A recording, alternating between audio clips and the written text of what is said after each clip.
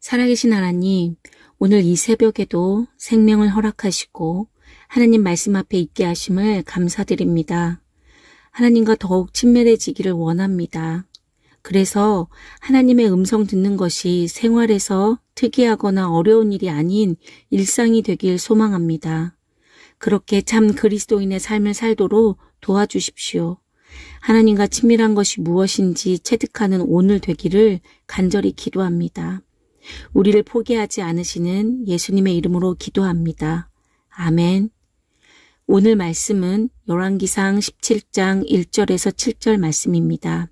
제가 읽어드릴 말씀은 2절입니다. 여호와의 말씀이 엘리야에게 임하여 이르시되, 우리는 모두 소리를 들으며 살아갑니다. 그 소리는 귀로 들리기도 하고 눈으로 보이기도 하며 몸의 감각으로 느껴지기도 합니다. 소리와 소음은 차이가 있습니다. 소리는 생각이나 느낌을 표현하고 전달하는 행위로서 우리가 듣고 인식할 수 있습니다. 반면 소음은 불규칙하게 뒤섞여 불쾌하고 시끄러운 소리로 신경을 날카롭게 하며 그 내용이 불분명하게 다가옵니다.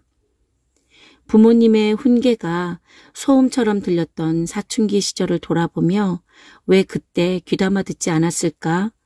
후회와 아쉬움이 남는 건 소리를 내는 대상인 부모님에 대한 그 당시 반발심 때문이 아니었을까 생각해 봅니다. 시대가 발전하면서 우리의 생활 속에 많은 소리가 있습니다. 그리고 소리가 누군가에게는 소음이 되어 갈등과 혼란을 유발하기도 합니다. 오늘 본문은 설교를 통하여 들어본 엘리야 선지자와 북이스라엘의 가뭄에 관한 이야기입니다. 저의 기억을 되짚어 보자면 엘리야의 믿음의 능력에 대한 내용의 설교를 많이 들었던 것 같습니다. 그런데 사실 이 본문은 엘리야의 선지자로서의 능력이 아닌 하나님의 음성에 귀를 기울인 엘리야의 순종을 보여주는 내용입니다. 1절 하반절을 보면 엘리야는 이렇게 말합니다. 내가 섬기는 이스라엘의 하나님 여호와께서 살아계심을 두고 맹세하노니. 여기서 엘리야는 자신에게 말씀하신 분이 누구인지를 분명하게 밝힙니다. 그리고 엘리야 자신이 그 소리에 어떻게 반응하는지를 자세하게 묘사하고 있습니다. 엘리야는 두 가지의 소리에 반응을 합니다. 첫 번째는 당시 거대한 힘을 가진 아합 왕에게 가뭄을 선포하라는 것입니다. 이 가뭄의 원인이 왕에게 있다고 말하는 것임을 짐작할 수 있습니다. 두 번째는 숨으라는 것입니다. 그리고 까마귀를 통해 음식을 공급받으라는 것입니다. 엘리야를 한없이 낮추시며 앞선 선포가 엘리야의 지혜나 능력에서 나오는 것이 아닌 온전히 하나님의 일하심임을 나타내는 것입니다. 너무 상반된 이야기를 합니다. 기세 등등한 왕에게는 저주와 같은 말을 선포하게 하시고 냅다 도망가 숨으라니요. 순간 하나님의 음성이 맞는지 의심이 들지 않을까요? 저라면 의심하고 주저했을 것 같습니다. 그러나 엘리야가 이에 순종에 반응을 할 수 있었던 것은 하나님과의 관계가 확실했기 때문입니다. 1절에서 엘리야가 자신을 디셉이라는 지방 사람으로 말하는 것은 아마도 당시 북이스라엘의 중심부인 사마리아에 거주하지 않는 자신은 왕의 측근도 아니고 왕에게 굽실거릴 이유도 없음을 알려주는 듯합니다. 그것은 자신은 오로지 하나님만 섬기는 선지자임을 밝히는 것이기도 합니다. 그렇기에 왕과 북이스라엘에 임할 하나님의 심판을 담대히 전할 수 있었습니다.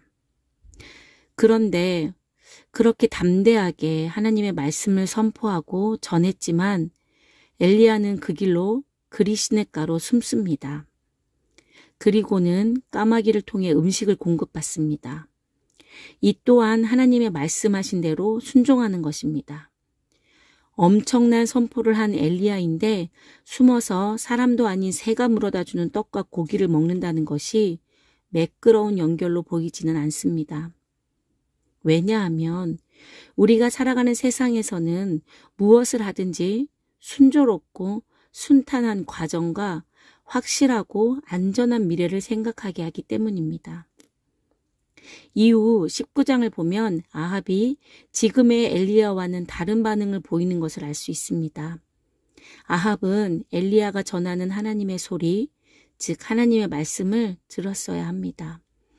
그러나 바알과 아사라에게 빠져 중독된 아합에게는 엘리야의 선포가 소음에 불과했습니다. 그렇다면 하나님의 음성은 어떻게 들을 수 있을까요? 하나님의 음성이 들리려면 우선은 하나님과 친밀해야 합니다. 하나님께서 뭐라고 하시는지 귀 기울이기 위해 성경을 읽는 것, 성령의 인도하심을 받는 기도를 하는 것입니다. 그리고 그 말씀을 순종하기 위한 몸부림과 믿음의 태도가 있어야 합니다. 도돌이표 같지만 그런 몸부림과 믿음의 태도는 너무나도 당연하게 하나님과 친밀해야 가능합니다. 하나님과 멀리 떨어져 있으면 불규칙하고 또 뒤섞여서 불쾌하게 들리며 그 내용도 불분명한 소음 때문에 하나님의 소리를 듣지 못하게 됩니다. 그러면 참된 것과 거짓을 분별하지 못하게 됩니다. 지금 우리는 하나님으로부터 오는 명확한 소리를 듣고 있는지, 세상에서 흘러나와 뒤범벅이 된 소음을 듣고 있는지 돌아보고 우리의 귀를 거룩하게 지켜야 합니다. 하나님의 소리에 민감해지기 위해 몸부림치는 우리의 오늘 되길 소망합니다.